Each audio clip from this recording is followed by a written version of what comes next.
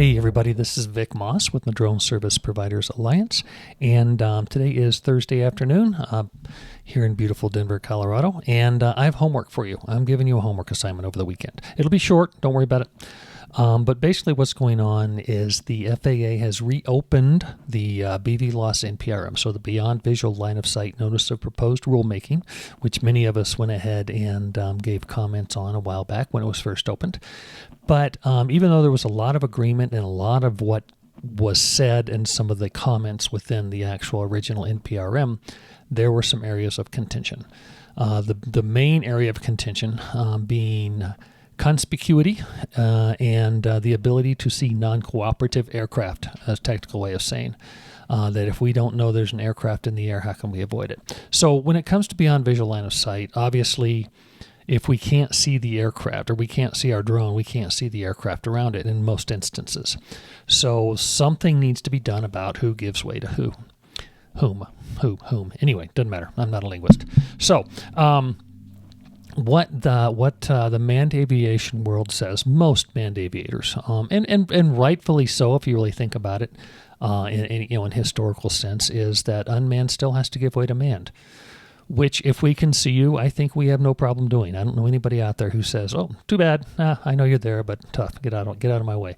That's not the way it works. It's not the way it should work. That's not the way it ever will work. But if we can't see you, if we, the unmanned world, can't see you, the manned world, then how are we supposed to avoid you? So that's where the issue comes in. And ADS-B obviously is a very good system that works pretty well when used.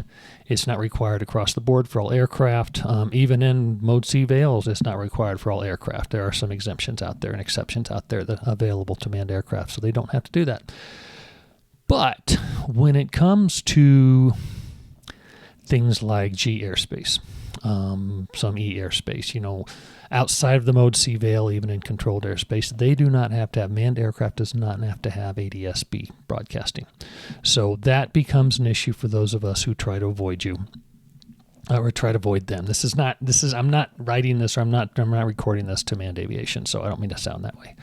But when it comes to being able to see manned aircraft, I should say when it comes to being able to get away, to avoid manned aircraft, so deconflict with manned aircraft when we're the unmanned world, we need to know you're there. So one of the parts of the original NPRM was, hey, if you're below 500 feet and you're non-cooperative, meaning we don't know you're there as a drone pilot, or we don't know the manned aviator is there as a drone pilot, then they have to give way to us. Which, in theory, is actually a really good idea. In practicality, not so much, because, some of the bigger drones are moving pretty darn quick. Some of the smaller drones, assuming we can still fly our Mavic 3s and things like that, beyond visual line of sight, like my waiver states.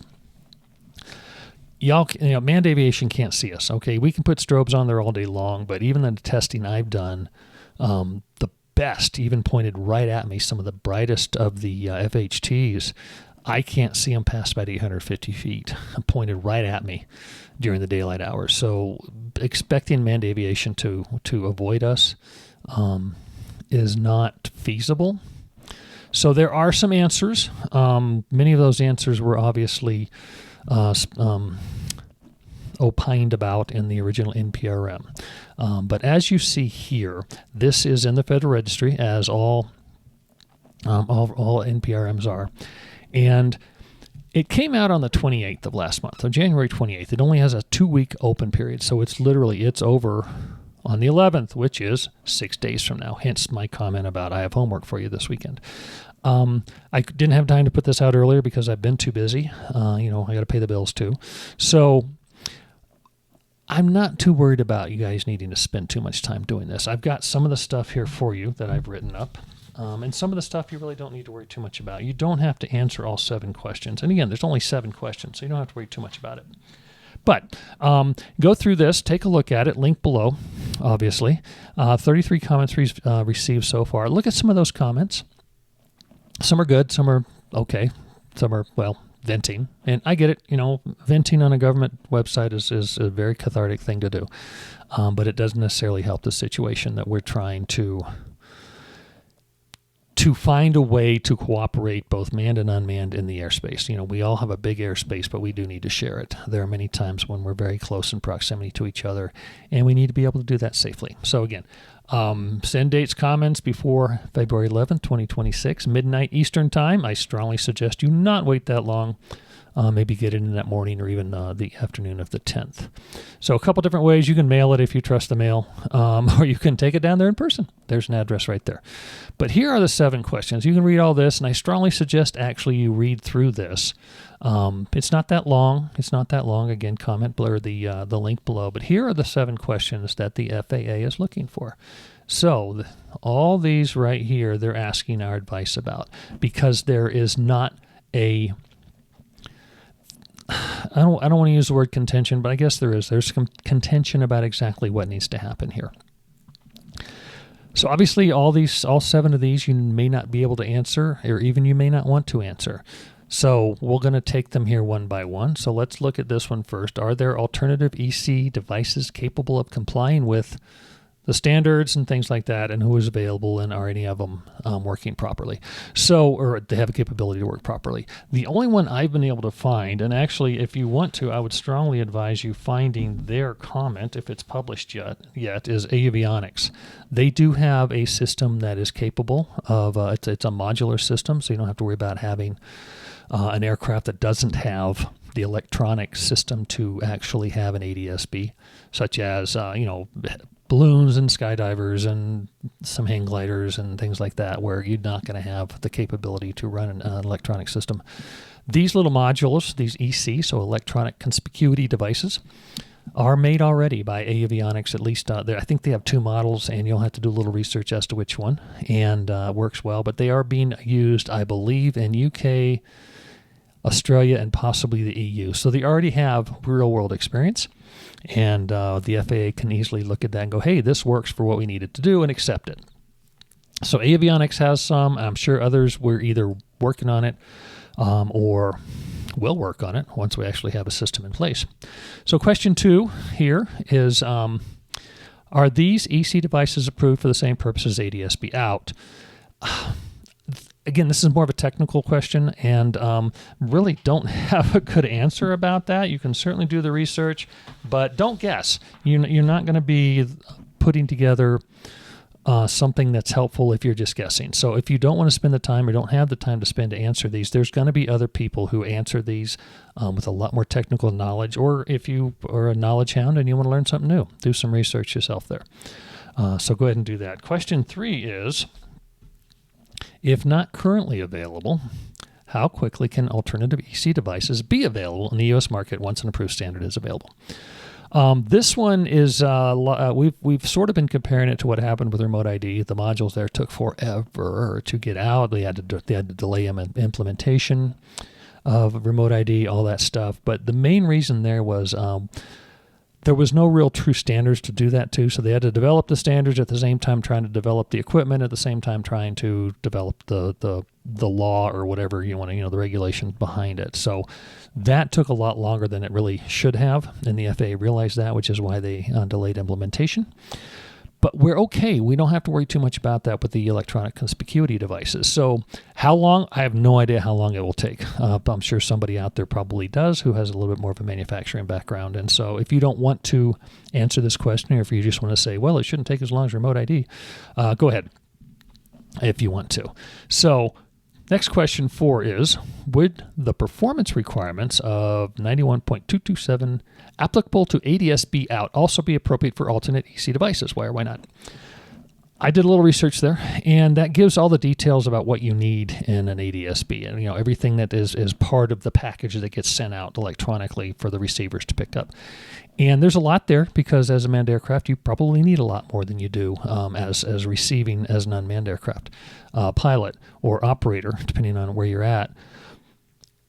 When it comes to what an EC device needs to broadcast for the drone or the drone pilot to either detect and avoid, or see and avoid, or receive and avoid, maybe we'll start a new thing here, receive and avoid information. It doesn't need a whole bunch of stuff. You need speed, you need location, you need altitude, direction, things like that just you can take a look at it and go, okay, the telemetry of that says they're there. My drone is over here. My telemetry saying we're okay, or my telemetry saying, yeah, maybe we need to back off a little bit. You don't need a lot of information to figure that out. And the more information you have to go ahead and wade through, the longer it's going to take to make that determination. So you don't need everything that ADS-B out needs, because you're not dealing with the same complexity of flight as you are with a drone. So no, you don't need all that. So that's a real quick answer to that one. And you more than, put it in your own words, obviously. And then number 5, RTCA has a standard for electronic conspicuity, and if you want to look it up, it's RTCA DO-282C. Are there any reasons why applying this standard to EC devices is not feasible or appropriate? This is a lot of the same of answer 5, honestly. So it's if you don't have all that other peripheral information being broadcast out and being received in by either the drone itself or the pilot flying it, then you're not going to need to really worry too much about it. So less is more in this particular instance. If you want to dig into the actual standards, go ahead and you can get a little bit more in depth in that. But again, I think it's just we need to be limiting into what the EC devices put out and what the EC receivers, because we will need those, which I'll get into here in a minute, receive, so we can do the telemetry, or the drone can do the telemetry recalculations to be safe. Okay, so here's a fun one. What would the potential downside or downsides of requiring EC devices to include some sort of indicator, either visual or audio, to notify the pilot? That's the manned pilot. That's the aircraft pilot that is broadcasting the EC, that the device is not working properly. And actually, I'll expand on that too for unmanned pilots. The downside is it's going to cost a little more. But if you offset the upside of knowing whether or not your EC device is operational, I don't think you can really calculate the downside into that equation. It's so minuscule in the overall safety effect of an EC device that, a little extra money probably shouldn't be a big deal, whoever's going to buy this. I mean, they got an aircraft anyway, so what's a few extra dollars to put the, I don't know how much, $10 to put a monitoring and then a signaling system on the device. It needs to be audible and visual for obvious reasons. Audible so you can hear it, but a lot of times in smaller aircraft you can't hear much anyway. The ones I've been in are, you got to wear the headphones. But you do have to have a flashy light or something that's really obvious, not a little dinky light. So the downside is expense, but the upside is just so far so greatly offsets that I don't think that's going to be an issue, or shouldn't be an issue. And number 7 is actually a fun one. You can spend a lot of time on number 7. My answer to number 7 is actually a full page, that's actually almost 2 pages long for my comment that I'm going to be submitting. So it says, are there other methods or technologies the FAA should consider allowing manned operators to use to be electronically detectable besides ADS-B or an alternate EC device? I'm also going to say unmanned, by the way. And I think my biggest suggestion, especially since it's undergoing such a huge change right now and they're upgrading it so much, is the no-temp system. So notice to airmen. If you're a manned pilot, you should be able to, and you know where you're going. Obviously, you're going to file a flight plan. And you know you're going to be flying over, from A to B, but right in the middle of A to B is a big old power line. And on that particular day, that power company, transmission company, is out there inspecting their wires, inspecting their towers for about 7 or 8 or 9 miles. They've got a really good one-way drone system. They have a launch crew. They have a receiving crew. And they've got that plane flying way beyond line of sight, or that drone flying way beyond line of sight of either one of those crews. Then they would need to file a NOTAM. And you as a manned pilot would then check your NOTAMs when you flight plan. And, hey, you know what? PG&E is flying way over there, so I'm going to make sure I stay above 500 feet when I'm over there, or 600 feet or 800,000 feet. I mean, whatever. Obviously, there's different elevation necessities depending on what terrain you're flying over as a manned pilot. But that's one way to do it. NOTAM. Same thing. If we as drone pilots can check NOTAMs to make sure that there's not something going on somewhere. So when we're getting ready to file a flight plan, assuming our waivers or our BVLOS operations require it, we should also then check NOTAMs and check NOTAMs continually. We had an issue with a couple of drones crashing into a crane because things weren't. The airspace was not monitored well enough. Let's just say that and leave it at that. A less popular decision, or less popular suggestion, I should say, would be that if you're a manned pilot, or if there's a manned aircraft, if you're in a manned aircraft, you have to stay above 500 feet, period. Now, I know that's not feasible, but it is a suggestion. Most of the time, it's the vast majority of the time, I would say, it's perfectly reasonable for manned aircraft to stay above 500 feet. Now, you obviously have landing and launching, which is going to be near airports for the most part, and except for helicopters, which I'll get to in a minute, and ag pilots. There's no reason really to be below 500 feet. It's fun. I'm not going to lie there. I'm sure it's a lot of fun. It scares the crap out of me when my father-in-law and brother-in-law did it when they're little moony when I was in there. But anyway, there's no reason for vast majority of times to be that low. For instance, it's perfectly legal to be out on the eastern plains of Colorado, take off from, let's say you take off from Kappa, and you want to go out there and have some fun and fly low altitude, as long as you're I think it's 500 feet of any structure or person. You can get down and you can spin your wheels on the ground if you want. I think. I'm not sure. I'm not a manned pilot, so I'm not even going to attempt that. But you can do that, and you can do it legally right now. So maybe at some point, unless you're broadcasting ADS-B, or unless you have an EC module or EC apparatus or EC device broadcasting, then you need to stay above 500 feet. I think it's that simple, honestly. Now, you've got helicopters taking off and landing. You've got inspection helicopters flying right above transmission line. So again, a situation like that, obviously you can have a NOTAM. You've got first responders, and you've got the ever popular ag planes out here flying on the eastern plains of Colorado. A few of my projects I fly every month, sometimes of the year. It's fun. Let's just call it fun for now. That the ag pilots have to fly low and they have to fly fast. So I totally get that they need to be there. I'm not saying they don't. But in situations like that, if you do need to be there, if you're a helicopter, if you're doing low-level passes over a power line to do inspections, if you're first responder, maybe not first responders, but that's an issue that people a lot smarter than me can work out, you should be broadcasting either ADS-B or EC. Probably about half the ag pilots I run into. No, I don't run into them. I fly near. Let me rephrase that sentence. Are doing ADS-B, and I appreciate that. If you're an ag pilot that flies with ADS-B, thank you very much. You make my job easier and you make your life safer. So there are many times I see on my little DJI controller pops up, warning aircraft, and so I'll take a peek. It's like, hey, he's headed my way, and this is his altitude above my altitude, so I'm going to put it down and let him go by and do his job. I've done that a few times, so I don't mind doing that. Absolutely, it's 100% safe for them, and it keeps I get to take the drone home in one piece. Obviously, the safety of the pilot is much more important than that. So if you're below 500 feet, it should be required under all circumstances, with the exception of first responders, and under certain circumstances with them as well. You need to be conspicuous. It's just how I feel. I think it's reasonable for manned aviation to do their part in keeping the NAS safe. I would think that they would do this without even thinking twice, because it's literally could be their life on the line. So I don't know. I don't see the argument why we as drone pilots should be the one 100% of the time. Most of the time, absolutely, we should be the ones that need to see and avoid. But sometimes it's just not going to be possible.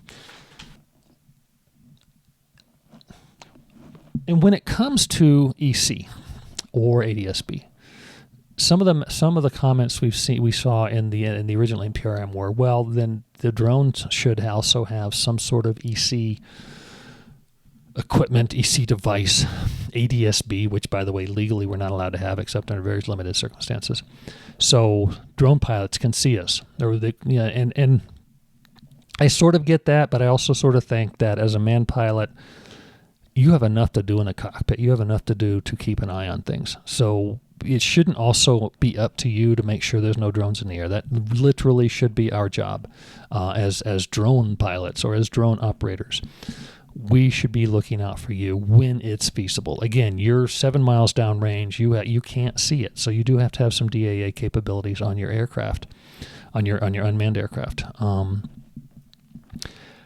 But having something like that on the smaller aircraft like I fly, the Mavics and things like that, the Matrice, we really don't have the capability to add very much weight to our drones to still make them viable to fly. So we can't really put something on. We have remote ID, but that's very small. It's not something that can be seen very far away, though, so it's not really an applicable mitigation for manned aircraft to see. And again, manned aircraft shouldn't have to be the ones watching out for us as long as they're conspicuous, because that then should be up to us to watch out for them. And while we're on the subject of this of conspicuity and unmanned aircraft, one of the things I really like about having manned aviation be required to have an EC or an ADS-B below 500 feet is it's going to make my job safer as well, and I can then make your job safer or their job safer as a manned pilot, or their hobby if they're just GA recreational having fun out there. If you've got an EC device on your aircraft or an ADS-B device on your aircraft, if it's ADS-B, awesome. My DJI controllers, they see everything in the sky that's ADS-B to a fault, actually. I'll look up and there's an aircraft way, way, way above me that's popping up on radar or on the on my controller. But if I then have also a black box or some sort of a device that I can also then get the EC signal, again, visual and audible. I can then, let's say I've got one drone flying over here in this map and one drone flying over here in this map, which I legally can do with my waiver. I've got the controllers right in front of me. I'm watching controllers. I'm watching airspace. I'm getting everything by the book. If I have that one more piece of equipment that makes things that much more safer for all of us and much more easy to deconflict the airspace, I'll buy one. And I don't know a pilot out there who wouldn't. Couple $300, $400, whatever, for that device. I think it's more than acceptable for something like that to be required for us, whether we're flying BVLOS or not. Let's say we're flying near woods or something. We don't have really awesome, perfect control of the airspace or command of the airspace. It's nice, again, to have that little device, whether you're at 500 feet or above 500, or the aircraft is 500 feet or above the manned aircraft. It's still nice to have that device, because any information you get to let you know where other aircraft is a good thing. So I don't really have a problem with being required, or even under waiver situations, obviously be required. But even generally, if you're out flying around, it's never a bad idea to have more information about what else is in the air. So I don't know anybody who wouldn't really be very interested in something like that. So in addition to the ADS-B devices and the EC devices on manned aircraft that would be required under 500 feet, I think it'd be great if unmanned aircraft, either the pilots or the operators, were also required to have something like that under certain circumstances, waiver type situations, or just make the decision yourself out flying around if you have that piece of equipment as well. So I don't think it'd be a bad idea at all for have unmanned aircraft to have something like that available to them or mandated for them, depending on their operation. When it comes to filling out your comment, what I strongly suggest you do is copy all these questions. Just copy them all down. So select them and copy and paste, whatever you want to do. I'm on a Mac, so I use Pages or whatever you're doing, and then copy it and put it on a piece of paper, or not on a piece of paper, sorry, open it up in that platform, and then answer them. The ones you want to answer, again, you don't have to answer them all, but answer the ones that you can to the best of your ability. Then save that as a PDF so you can then submit it. And I want to say here, and I really want to make sure people understand this, is be professional. Be succinct. You don't have to write a 37-page comment for a 7-page or 7-question NPRM. I know some will. Some of the more technical people will. And I'm sure the avionics one, refer back to the avionics in your comment, too, about the questions for 1 and 2. And then again, just be succinct, but I'll say it one more time. Be professional. There's going to be a human being that reads this. This is not fed through an ECR and picks out certain words. No, a person reads this, and so you're make their job as easy as possible. I'm sure they'll appreciate it. If I had that job, I would appreciate it. So go ahead and do that. So you copy them down, you write your answers, and then at the top of the page here, it says right here, it says, submit a public comment. The green, you can't miss it, big old huge thing. So click on that, and it opens up this page right here. So what you do is, this is what you have to do, okay? This is what it does. So a little star here says you have to make a comment. You can copy and paste and put your comment in there if you want. Go for it. I mean, you can do it whichever way you want. But that is one way to do it. Personally, I would just write, see attached, and then next one down here is, what is this about? This is a proposed rule. So you write down, you click that, and if you want to add a file, if you want to do your NPRM rather than copy and paste, if it's not a real big one, if your comment's not a real long one, go ahead and copy and paste. Mine's going to be about 4 or 5 pages. That's about it. Add a file. So click add file and pick your file and put it in there. There are some requirements. These are your files, and I would just use a PDF. PDF is standard. It's easy to read, all that kind of stuff. And then put your email down. You have to put it down. It will not be, well, you don't have to put it down. There's no star there, but put it down anyway. It will, and because what you do then is you will get submission and tracking information. So go ahead and do that. That way you know it's in there. And then you have to decide, are you an individual? And then you fill this out. Are you an organization? Then you fill this out. Or are you anonymous? You absolutely 100% can do an anonymous comment. But let me ask you this. If you're a comment reader and you have to read it, and you've got one from somebody who has a name, or you got one from an organization that is proud of their comment and has put their name to it so much, or an anonymous one, and the anonymous one's probably not going to hold the same water as the other one. So absolutely do it if you want. But I strongly suggest you do either as an individual, as an organization. Obviously, I'll do as DSPA, as an organization. I wouldn't do as an individual myself. Again, it's just simply because this NPRM is not quite as critical as the other one, is quite as complicated as the other ones we've always done. So once you do that, you click, I hereby, I read and understand, blah, blah, blah, hit comment. You can also preview comment. I would preview comment first if I were you. But anyway, so that's the way to do it. All the links for this will be down below. And the link to this is really only one link. You know what? I'm going to throw the avionics link on there too to talk about their system. So I'll throw that on there too. So you can just take a peek at it. Even if you don't want to write about it, it's kind of a fun thing to learn. I'm all about learning stuff when it comes to aviation. So anyway, that's the NPRM. You have until the 11th. Today is the 5th, the evening of the 5th now in Denver. So do it over the weekend. You should be able to knock it out in a half hour. Less if you want, more if you want to learn some stuff. Nothing wrong with learning stuff. But then do that, and we'll see what happens. I'm pretty confident that the FAA will use common sense and logic, as opposed to what I just said, and we'll get this right. The FAA, people have told the FAA, yes, there's a deadline according to the EO, the executive order, the presidential executive order from last year. But the FAA has said, and I agree, that they'd rather get it out right than fast. And I think right is much more important than fast. So with that, I will leave you with my usual fly safe and have fun in that order. And have a good weekend here in Denver. I'm certainly going to have one. It'll be beautiful weather once I get this done. Maybe I'll go fly for myself this weekend. So anyway, bye again. Fly safe. Have fun. And we'll see you next time. Bye.